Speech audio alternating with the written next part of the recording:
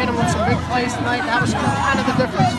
Yeah, I know the weather wasn't ideal for throwing the ball, but we felt maybe to attack this defense the way they kind of morph in the back end and are really good at reacting to run reads, that we had to maybe try to suck them up with some run reads, try to do some stuff off some plays that we've run before, because they're great at diagnosing plays. They're well coached and they're good players.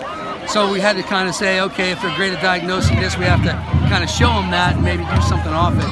And then our guys just made some plays.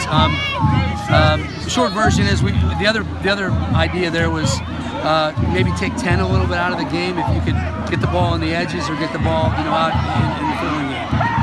Just run me through, a little bit the decisions down the stretch. You punted, you called that timeout, and you punted to pin them. Was punting on your mind the whole time, or was that something you were really going back and forth? Yeah, we wanted to see if we could maybe freeze and get them to jump and give us a free one, and then just go ahead and kick it. I don't think we were going to go for it on the 40 up by a point. Yeah. It was a shame that we took that penalty. We were kind of waiting to run the outside jet sweep because we've been doing a lot off it and not giving it to him. And he's really good with the ball in his hands.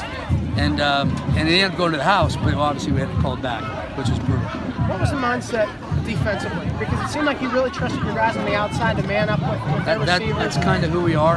Yeah. And again, some would call it high risk, high reward, but I coach quarterbacks for a long time and coach offenses. Sometimes it's hard to throw a great fade ball. It's hard to beat a guy in tight coverage. They got great players and they got us a couple times, but at the same time, we live with those because we're gonna.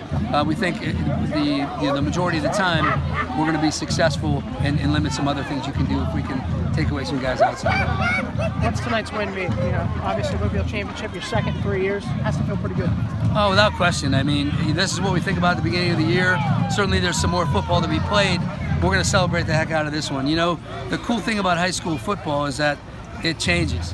Guys leave and the next group comes, and every team's different, and to be able to have these guys have this memory and this experience and this accomplishment is a pretty neat thing, and I couldn't be prouder of him. Derek Davis, his health. He's okay. He has a little bit of a tweak in his ankle.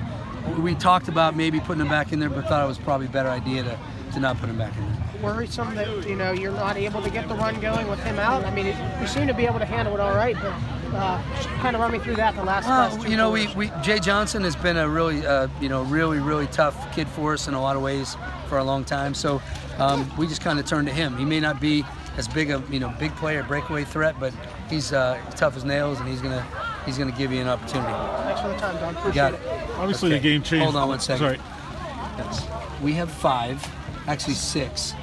2 are tied. What the hell is that in your paper, man? Not everything that has my name on it was written by me.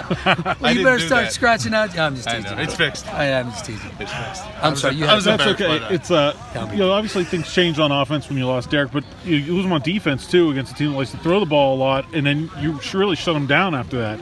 Yeah, some guys that you don't think much about, but Kelvon Nelson up front making even the last play, ridiculous play to get him on the ground, short of the first down sticks to really end the game.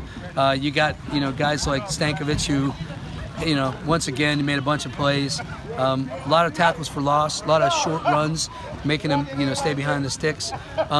That's a really good team, really well coached, really well designed schemes, really good players running it, and our guys really were excited about the challenge of defending them, and they played their hearts out. If someone told you you'd go 20 minutes, the last 20 minutes of the game without a point, do you have that confidence in this defense that you could pull that out? Well, the good news was we had short fields a little bit, and we were able to keep them on long fields. The bad news is we couldn't do a lot with those short fields. So, we had that one jet sweep that went to the house. We were setting it up all night, waiting for it. I said, this is it. Then we're going to get this first down and ice this thing. And we got that holding penalty. But you know what? Hey, if you're going to sit out here in this, whether you're in the band or whether you're a fan of either team, or you're a cheerleader, and you're going to watch a football game, that's a hell of a football game right there. You guys lost a pretty, it felt like a big early season game to Penn Trafford, and really have, put that away a long time ago. But was there a point in the season where maybe this didn't feel inevitable, that there were some things you had to progress through to get here? Yeah, without question. The thing And I appreciate the heck out of hype and you know, and a lot of love that you get in the preseason. We were coming off a 12-1 year where we got upset, and we had a guy that everybody's recruiting coming back and some other really good players. So I get it, but we had to replace the center and both guards. We had to replace the quarterback. You know, we had to replace a couple guys on defense. The guys that are playing FBS football.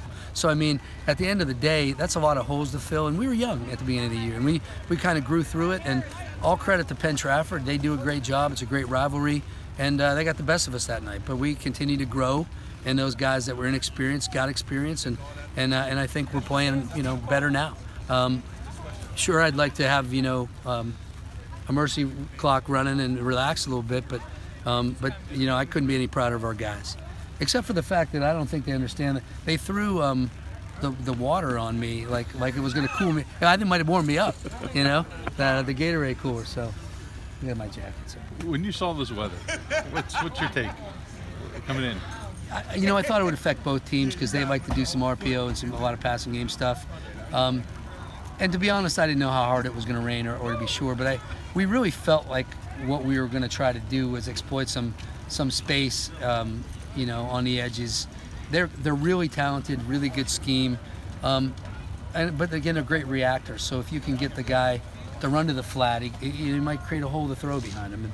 And we were sharp early and completed some of those, and he got in a good rhythm. And at the end of the day, we were both playing in it, you know.